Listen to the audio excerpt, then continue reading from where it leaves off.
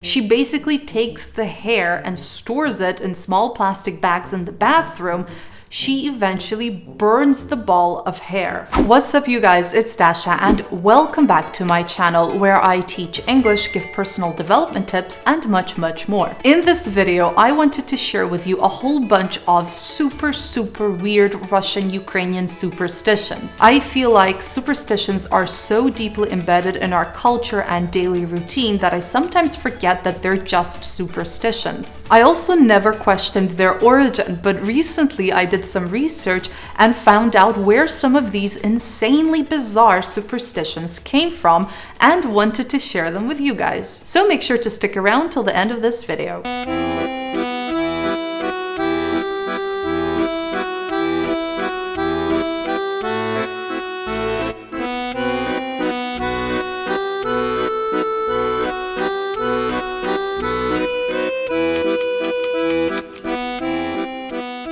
When I was growing up, I never actually questioned why in our family we would do or maybe not do certain things in our home, and these superstitions almost became a deeply rooted habit. Even during state atheism in the Soviet Union, superstitions played a big role in everyday life. And speaking of life in the Soviet Union, be sure to hit that subscribe button below to be the first one to know when I publish my next video about life in the Soviet Union. So the first weird thing that we were never allowed to do at home is whistle.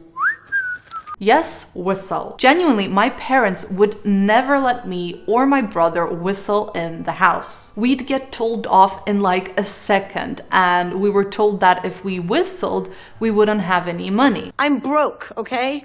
In fact, I've heard my parents say this so many times that even till this day, I cannot bring myself to whistle indoors. When I was a kid, I literally thought that money would disappear from our bank account or wallet if I ever whistled. Now, I actually dug into this a little bit deeper and found a few origins of this superstition. To start with, Russo-Ukrainian superstitions stem from paganism and the belief that spirits live inside nature and objects. It could very well be that the ban on whistling comes from the belief that whistling is the language of evil spirits, and if you were to whistle at home, you would be inviting these evil spirits to your home, and I guess they would take your money. Another source of belief might be that the domovoi, that is a house spirit that was believed to protect your house and a source of most of my childhood traumas and nightmares, didn't like whistling and would go away if you did. And if he went away, your house would no longer be protected and you'd probably lose money. But at the end of the day, I think that it also all comes down to the culture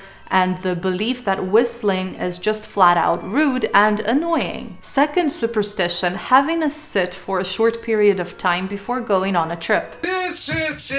Now, I actually remember doing this before we drove to the airport to catch our flight. My mom would make us all sit at the same time before going. I always found this extremely bizarre and also a waste of time because we would have to sit for what felt like hours when reality was probably just a couple of minutes. Apparently, this comes from the belief that having a paused sit before you'd go on a trip would trick bad spirits into thinking that you were not actually leaving, but you were staying, and therefore they would not follow you on your trip. Instead, you would only let the good spirits follow you. In all honesty, I think that actually taking a paused moment before you go on a trip is just a great way to gather your thoughts and to generally let yourself have a think about the things that you might have forgotten, like your passport, your wallet, your swimsuit, or whatever. So maybe try it out next time you go on a trip, whenever that may be. Now, another thing that my mom would do, and she still does, is tell me not to show on myself someone's injury or disease. Do not point at me. So, for example, if say that my friend Vlad broke his shoulder and I pointed to my shoulder, I'd get told off that I was pointing at myself in fear that I would also get injured in the same place. I honestly don't know where this comes from. Maybe some of you guys know, and if you do, please feel free to share it in your comments below. My take on it is that by pointing an injury to yourself might be maybe inviting bad karma to come your way. Kinda like you're telling the bad spirits, oh, come hurt me here. Let me know what you think. Up next, don't eat in front of a mirror or else you'll eat away your beauty. Mirror, mirror on the wall, who's the baldest of them all? Now, I don't remember how and why and in what context my mom told me this. I probably accidentally ate something in front of a mirror or something. And I personally can't even think of a reason why somebody would purposefully eat in front of a mirror. But hey, there you go. So I tried asking my relatives for an explanation and also did a deep dive into the internet, but with no luck. I'm guessing that there was always a lot of intrigue around mirrors and generally broken mirrors that are associated with bad luck. So maybe eating in front of a mirror would bring bad luck and you would eat away your beauty. Number 5, spitting over your left shoulder and knocking on wood 3 times when wishing someone well, or if something good happened to you or someone else and you don't want to jinx it. No, don't jinx it, don't jinx it! This has to do with the fact that a lot of Russians and Ukrainians and other cultures as well believe that you can be jinxed by the eye of evil. I even had a friend that genuinely believed that her mother contracted some kind of disease because she refused to give money to a beggar on the street, and that beggar cast an eye of evil on her. So why specifically spit and knock 3 times? Well, for starters, the number 3 has always been thought by the Russian Orthodox Christians as a holy number representing the Holy Trinity. And wood was always considered a source of natural power, probably from paganism. By knocking on wood, you don't let the evil spirits living in that block of wood hear about your fortune, which will in turn prevent them from causing misfortune. And the reason we spit over our left shoulder is because that's where our personal devil sits. He's trying to lead you down the path of righteousness. But Dasha, what if there's no wood around me? Well, you knock on your head, of course. I kid you not, this is totally legit. I've actually seen people do this. Now, the next superstition is quite a big deal and taken very seriously. Do not pass anything through a doorway. Also, don't hug, don't shake hands, and don't kiss anybody through a doorway. It's considered bad luck and will probably bring a lot of pain, misery, and misfortune. Pain! Oh! And panic!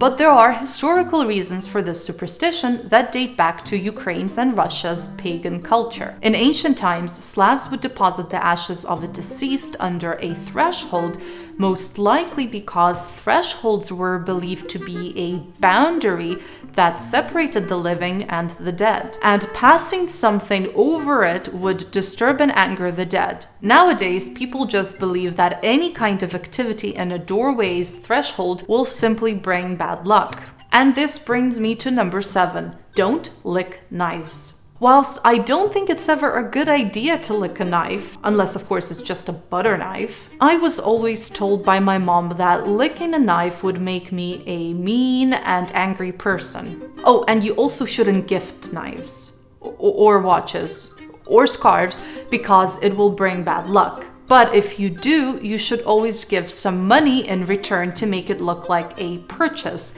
even if it's just a cent. Now, since I can remember, I was always told by my parents not to sit at the corner of a table because if I did, I would never get married. Which brings us to superstition number 8. Unmarried people should not sit at the corner of a table. Apparently, Slavic people believed that corners had some kind of mystical energy. Specifically, they believed that a place inside a corner absorbed energy, and outer corners pushed away energy. And that's precisely why unmarried people normally avoid sitting at the corner of a table. It would just push away their chances of getting married. Another origin of this superstition comes from a time when guests at dinner were separated into honorable and not so honorable categories, where the honorable guests would get the best spots at the table, whereas the not so honorable guests, like old maidens for example, so the unmarried women, would have to sit at the corner of a table. But most of these historical explanations have long been forgotten, but they somehow remained in our culture. Number 9 is hands down the weirdest superstition I've ever heard in my life. And I'm saying this when I already grew up around a lot of freaky superstitions. Again with the superstitions? So my mom has this thing where she doesn't let any of her hair, or any of my hair for that matter, fall on the floor, especially in public places. And if we're in a public place, she would literally collect the strands of our hair and put it into her pocket or into a tissue and then into her pocket. What? And eventually bring it home. She basically takes the hair and stores it in small plastic bags in the bathroom, and when you couldn't think that this could be even more bizarre than it already sounds, she eventually burns the ball of hair. You heard that right. You burn it. Now, I never really questioned this custom because it just seemed pretty normal to me. But as I got older and somewhat wiser, I started to question the logic behind this hair hoarding and hair burning thing. I only recently found out about the mystery behind this superstition, which I guess also comes from paganism. So the reason for collecting and burning hair is to not let a bird or some kind of specific bird pick it up and put it into its nest, because if it does that, you'll get horrible headaches, because science. But hey, it's science. And to end on a positive note, not all Russian-Ukrainian superstitions are about avoiding bad luck and misfortune. For example, getting pooped on by a bird is a sign of good luck. More specifically, getting bird crap on your head is a sign of good luck. Ew! Well, at least that's what my mom told me when a pigeon took a dump on my head in 6th grade. Oh, and apparently dreaming of poop is a sign that lots of money and fortune will come your way. Money. I guess you can say that us Ukrainians are just full of shit. And there you have it, guys, the top 10 super weird Russian-Ukrainian superstitions explained. Let me know in your comments below what superstitions you guys have in your countries. More importantly, can you think of any superstitions that can top the weirdness levels of the ones that I talked about today? If you do, let me know in your comments below. If you enjoyed this video, go ahead and give it a thumbs up, and if you want to see more awesome content, then make sure to subscribe to my channel. Till next time, bye!